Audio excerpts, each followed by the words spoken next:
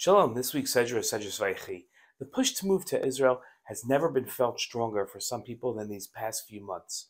Rising anti-Semitism outside of Israel and the growing sense of unity within Israel has made making Israel one's home seem more and more attractive. The pull of Eretz Yisrael has been felt by Jews for thousands of years, and the rejuvenated Third Commonwealth of the State of Israel has made that pull a reality for millions of Jews. In this week's Torah portion, we find an important lesson about living in Eretz Yisrael. This week's Torah portion contains the tragedy of Yaakov's passing. Hashem narrated Yaakov's last moments of earth. It says, when the time drew near for Yisrael to die, he called his son Yosef and said to him, if I have now found favor in your eyes, place your hand beneath my thigh, and you shall deal with me with loving kindness and truth. Do not bury me now in the land of Egypt. In his commentary to Yaakov's request, Rabbeinu Bechaya wrote that actually Yaakov requested two things from Yosef. The first, to not be buried in Egypt, and the second, to be buried in Eretz Yisrael. Yaakov did not want to be buried in Egypt in order that the Egyptians should not deify him after his death.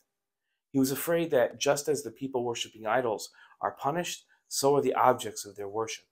Yaakov asked to be buried in the land of Israel, just as all the patriarchs expressed a desire to be buried in the Holy Land. This is because the nature of the land helps those buried there to obtain atonement for their sins.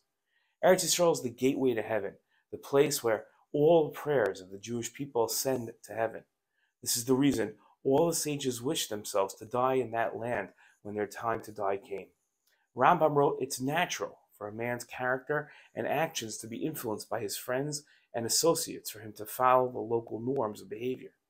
Therefore, he said, he should associate with the righteous and be constantly in the company of the wise, so as to learn from their deeds. Conversely, he should stay away from the wicked who walk in darkness, so as not to learn from their deeds. The Rambam's push for people to be only associated with good people seems contradicted by another lesson the Rambam wrote. He said at all times a person should dwell in Eretz Yisrael, even in a city whose population is primarily Gentile, rather than dwell in the diaspora. Even in a city whose population is primarily Jewish. Rambam explained that living in Eretz Yisrael takes precedence over being with people who are good influences, because whoever leaves Eretz Yisrael for the diaspora is considered as if he worshipped idols. Yaakov wanted Yosef to bury him in the cave of Machpeilah for two reasons. The first, to ensure he not be buried in Egypt. Yaakov didn't want to be buried in Egypt so that the Egyptians didn't worship him posthumously. Second, Yaakov wanted to be buried in Eretz Yisrael. Yaakov wanted to be buried in Eretz Yisrael because unlike the land outside of Israel, the land of Israel is associated with God, and Yaakov wanted to always be associated with God. The lesson of Yaakov's request to be buried in Eretz Yisrael is to teach the Jewish people about the importance of always associating with God and never allowing that association to end. It's a very important lesson. Shabbat Shalom.